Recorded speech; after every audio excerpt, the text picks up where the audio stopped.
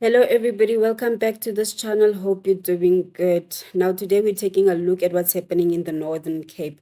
Between July and August 2024, two psychiatric patients at the Northern Cape Mental Health Hospital died from hypothermia and complications such as multilobar pneumonia as power outages left wards freezing. Resuscitation and vital equipment failed because they could not be charged. The hospital endured over a year without power due to cable theft. And because of that, patients froze to death in hospital beds. The Health Ombud exposes shocking neglect. The Health Ombud, Professor Taole Mokoena, currently releasing the findings of an investigation into the treatment of psychiatric patients at the Northern Cape Mental Health Hospital and Robert Mangaliso Sobukwe Hospital. This is after a complaint in part by the Health Minister. Let's listen in. Wherein he requested us to investigate the death of two patients from the mental hospital and two other patients that were admitted to Robert Mangaliso Sobukwe Hospital. You've already been told where the Health Ombud derives his mandate, and in this investigation, the Health Ombud was helped by two people, one Ms. Kekana and Mr. Signolo, who were seconded from the Office of the Health Standards Compliance. And also, as well, we joined hands with the Human Rights Commission, because prior to this instance, it was planned that the Health Ombud and the Human Rights Commission should indeed investigate the mental hospital, the said mental hospital. And this letter from the minister then gave us the opportunity to do exactly that.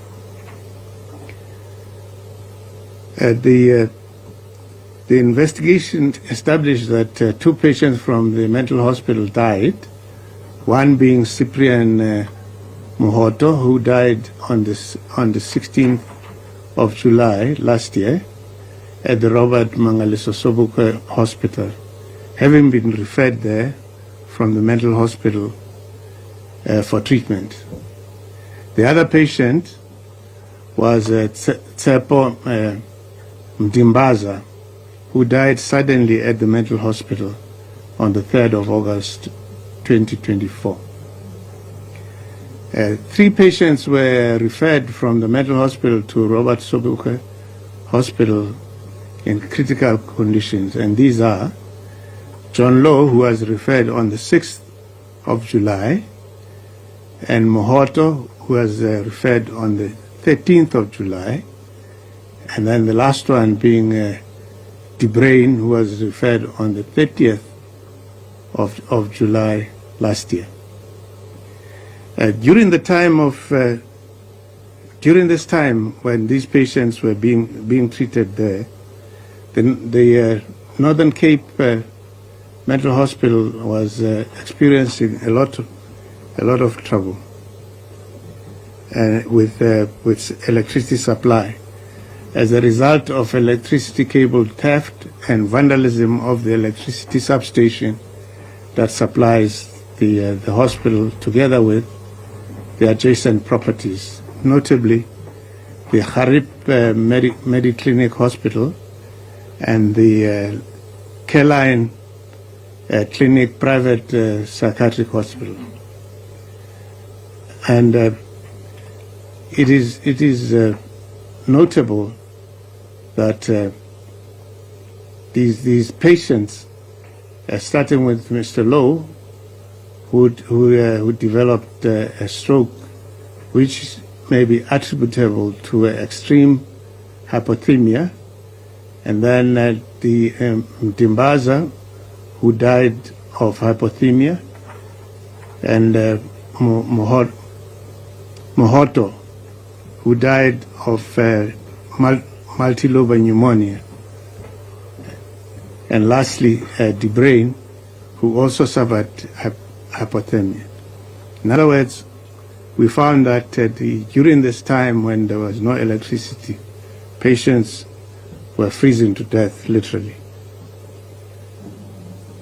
Now, the nurses were forced to work in the dark, and they had to improvise by using their old cell phone torches to work in the hospital. The lack of electricity meant that the electromagnetic locks were non-functional, driving the personnel to improvise by keeping the doors open using heavy objects. There was a major security, this constitutes, as you may imagine, a major security breach, because mental hospital patients, they can wander around if they are not properly secured. The telephones require electricity, so without electricity, the telephone system was not working, and the hospital did not provide an alternative communication means, such that the staff had to utilize their own mobile phones to effect official communication. The mental hospital has a poor infrastructure maintenance, with broken glasses, which is a security risk, with blockage of sewage system and leaking roofs and sagging ceilings and walls. And there's also evidence of original poor workmanship during the construction of the then new hospital. The Northern Cape Mental Hospital Health Hospital lacks emergency resuscitation equipment and relevant drugs. Some equipment had flat batteries from not having been charged due to the lack of electricity.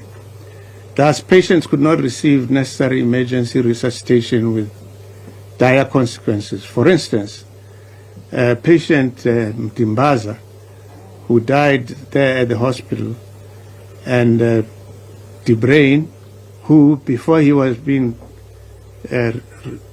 referred or transferred to the Robert Mangaliso Sobukwe Hospital, he needed resuscitation, which he did not get. The mental hospital is experiencing acute staff shortages, especially among professional nurses. As a result, the hospital is working at 53% of its commissioned capacity. The hospital operates some of the ships without professional nurses. Indeed, both the mental hospital and the Robert Sobukwe Hospital, they have such shortage of nurses that the hospitals, they use enrolled nurses and enrolled nursing assistants to be in charge of high acuity units. The nursing and the medical staff do not keep up to date with patient vital signs, and there was generally poor record keeping. The hospitals, both of them, they lacked written protocols and standard operating procedures or guidelines on the management of patients to guide both doctors and the medical staff of how to manage patients. Both hospitals lack professional leadership, and the management was inefficient and ineffective. This, in our view, stems from the fluidity and the instability of senior management at the provincial health department level, whereby nearly all senior managers or management posts are filled by acting personnel.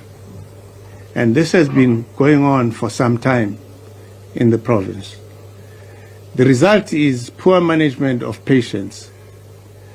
Firstly, if we look at Mohoto, he was referred from the mental hospital for presumed bowel obstruction to Robert Mangaliso Sobukwe Hospital after a telephonic consultation with the surgical department at the Robert Sobukwe Mangaliso Hospital.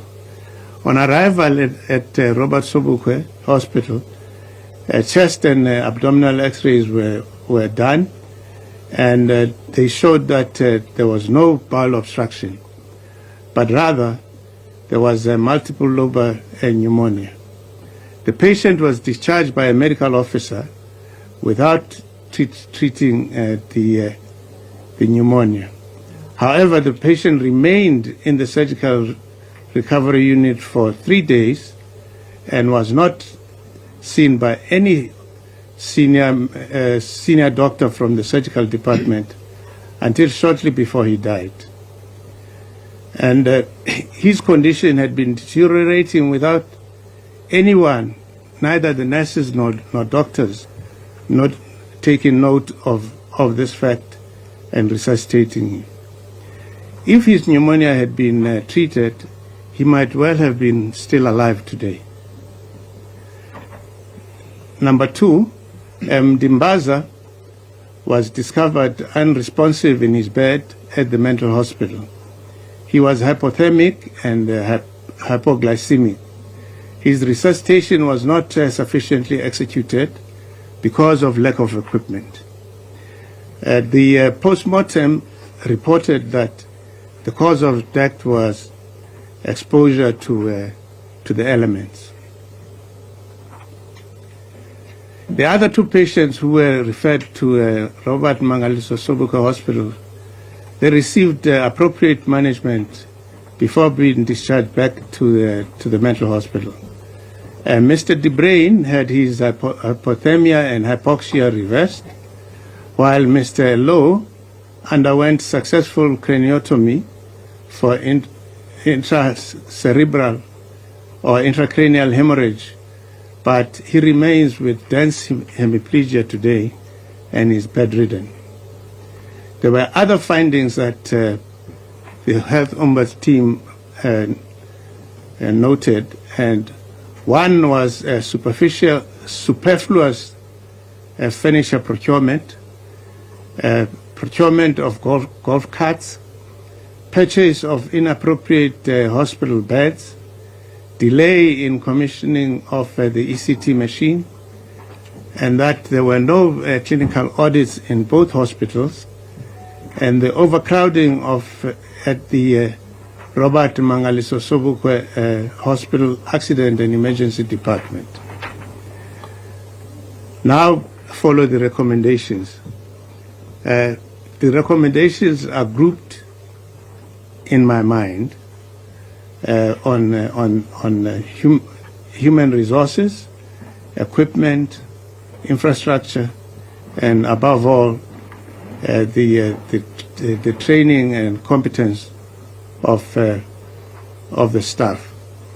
Now, first of all, we say that the MEC of the Cape, Northern Cape, and the head of department of the Northern Cape Health Department must address the staff shortage urgently by recruiting staff and be on a retention drive.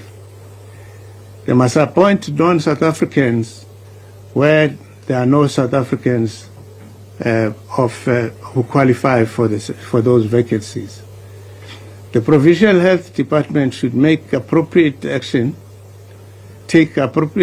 to against the provincial supply chain management for failure to take appropriate measures against poor quality pajamas and other garments that were supplied by Tropical Enterprise.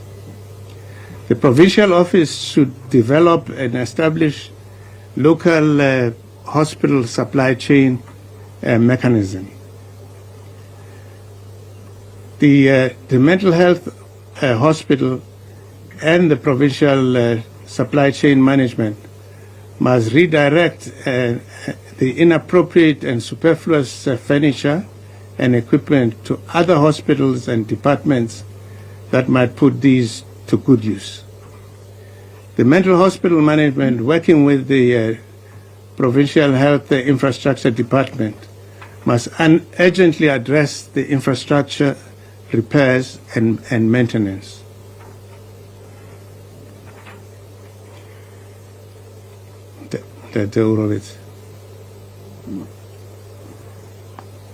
Both hospitals must devise comprehensive standard operating procedures, guidelines, and protocols to guide the health personnel on how to manage patients. Both hospitals' senior nurses must be capacitated with leadership and management skills through appropriate workshops. These hospitals must cease appointing enrolled nurses and enrolled nursing assistants to manage wards and units without professional nurses. The hospitals must develop criteria for applying or appointing night super staff. Both hospitals must develop or reinstate effective reporting systems and clear communications to enhance continuity of care. Both hospitals must conduct regular clinical audits in line with national guidelines. The hospitals must provide training and guidance on clinical care documentation in line with the relevant regulations that guide different categories of healthcare professionals. These hospitals must prioritize procurement of appropriate emergency equipment and drugs, appropriate and located in readily accessible places. The health personnel must be trained by accredited providers for basic life support and advanced life support. The emergency response team should be established in both hospitals. These hospitals should address the shortage of space to accommodate the accident and emergency unit and obviate the current severe overcrowding. The mental hospital must provide office space for managers and staff, as well as prioritize trained nursing staff to undertake quality assurance management. They must establish linen inventory and control to manage the flow of linen to and fro the mental hospital to the Robert Mangaliso Sobukwe Hospital. The pharmacy should be capacitated with supply management system and personnel, including appointment of non-South Africans where South Africans are not available to beef up the patient care from this department. The National Department of Health should establish a forensic investigation of the whole provincial health supply chain management to determine and appropriately censure the apparently flagrant procurement of poor quality linen, blankets, pajamas, and procurement of inappropriate golf carts, inappropriate specialized hospital beds, superfluous furniture, and failure to secure service providers for the repair of the damage of the electricity infrastructure that led to the complication and death of some patients, as we have already intimated. A number of doctors need to be censured, and they are listed in that list there. But more importantly, even the seniors, like Dr. Bayat, who failed to provide supervision of junior staff in his general surgery domain, they should be censured and compelled to establish or undertake clinical ward rounds at least twice daily by himself or a senior seconded personnel from this department. All doctors must be referred to institutional clinical governance committee to review of clinical decision-making practices and supervise clinical audits.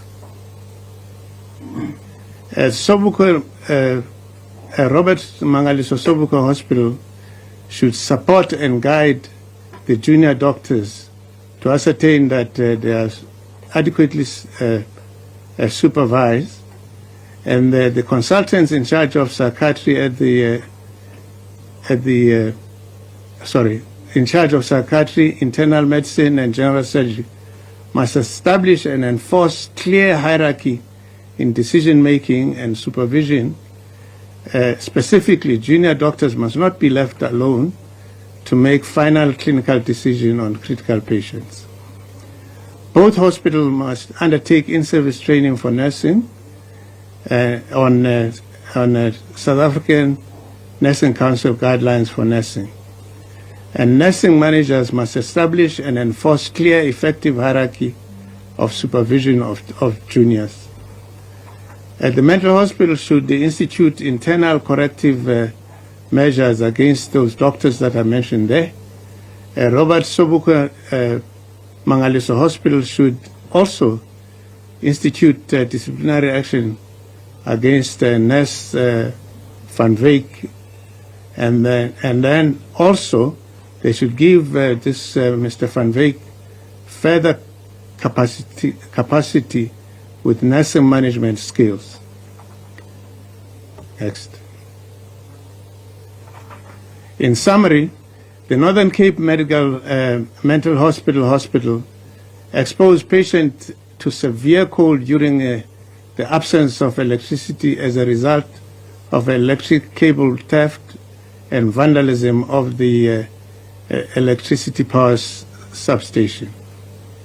It is an indictment to the mental hospital who took a year to repair the damaged electricity infrastructure that the adjacent private hospital managed to repair within days. As a result, the patients in the mental hospital suffered extreme cold exposure during the July peak of the winter's cold. One of them died from hypothermia, and another developed multilobar pneumonia, while the third one was possibly developed intracranial coagulation and stroke from the extreme cold. Both hospitals were confronted with severe staff shortage, where junior nurses were left in charge of high acuity nurse unit because of limited training and a scope of practice.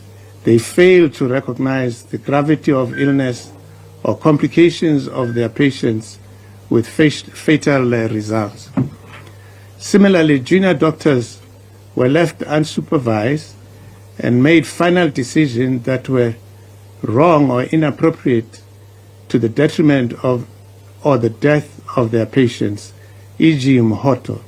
Had these shortcomings or infrastructure, especially lack of electricity, were not allowed to prevail as long as it did, the patients that died could still be alive today. Thank you very much. The patients didn't die from disease, they died from the cold, from neglect, from a system that failed them completely. Please don't forget to like, share, and subscribe. Tell us your thoughts down in the comments section. See you in the next video. Bye.